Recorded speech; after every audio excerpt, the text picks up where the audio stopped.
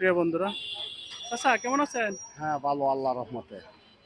আল্লাহ ভালো রাখছেন। আপনার নাম কি চাচা? আমার নাম আব্দুল হেকিম। বয়স কত হয়েছে? বয়স ৭০। ছেলে মেয়ে? আমার এক ছেলে এক মেয়ে। ছেলে বড় না? ছেলে বড় থাকলে আবার কাছে নাই, খুব দূরে থাকে। আমাকে দেখশুনটা খুব কমেই করে।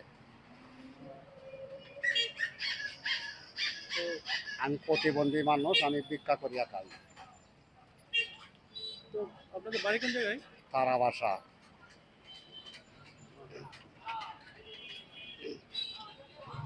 ছেলে বাড়ি বাড়ি বাড়ি কি জায়গা জমি আছে? না, একবার বাড়া থাকি।